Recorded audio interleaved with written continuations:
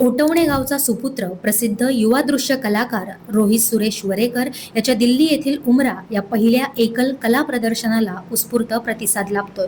या प्रदर्शनात रोहित वरेकर याने साकारलेल्या विविध कलाकृतींचे कला क्षेत्रातील देश विदेशातील प्रख्यात artist, curators, art collectors, art critic, समीक्षकांसह कला रसिकांनीही भरभरून कौतुक केलंय।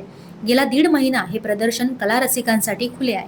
कोकणच्या मातीतून थेट दिल्लीतील कला दालनातील या प्रदर्शनात कोकणच्या भौतिक आणि सांस्कृतिक इतिहासाचे चित्रण लक्षवेधी ठरते। कोकणातील पारंपरिक घरांमध्ये उमरा हा एक संवादाचा, एकत्र येण्याचा, विश्रांतीचा महत्त्वाचा भाग। उमरा ही केवळ एक जागा नसून ती सामूहिक स्मृती आणि सांस्कृतिक ओळखीचं प्रतीक आहे।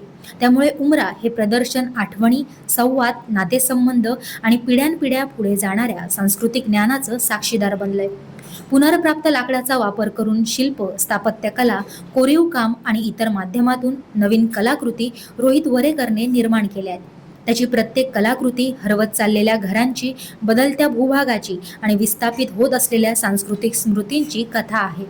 त्यामुळे रोहितच्या मते या वस्तू संग्रहालयीन अवशेष नसून आजच्या काळाशी संवाद साधणारे जिवंत दस्तऐवज आहेत। या प्रदर्शनाचा शुभारंभ नवी दिल्ली येथील Saket district centre square 1 mall मधील नव्या गॅलरीज या प्रसिद्ध कला दालनात 10 जुलै रोजी झाला। उल्लेखनीय म्हणजे रोहित वरेकरने नव्या इमर्जिंग आर्टिस्ट ग्रँड 2024 याचा तो विजेता असून याच कला दालनात उमरा हे त्याचे पहिलेच एकल प्रदर्शन होत आहे। हे प्रदर्शन 31 ऑगस्ट पर्यंत सकाळी 11 ते सायंकाळी 7 या वेळेत कला रसिकांसाठी खुले आहे। देशभरासह US, Netherland, Italy, England, Singapore आदी देशातील कला रसिकांनी या प्रदर्शनाला भेट दिली आहे। रोहितच्या यापूर्वीच्या देशामधील प्रमुख शहरांमधील अनेक प्रदर्शनांनाही कला रसिकांचा असाच उत्स्फूर्त प्रतिसाद लाभला होता। या प्रदर्शनातील प्रत्येक कलाकृतीतील संपूर्ण कोकणातील बदलत्या सांस्कृतिक आणि पर्यावरणीय वास्तवाचे प्रतिबिंब आहे। या प्रदर्शनातील कलाकृतींशी निगडीत रसिक आपल्या वैयक्तिक आठवणी आणि अनुभवही रोहितशी शेअर करतायत।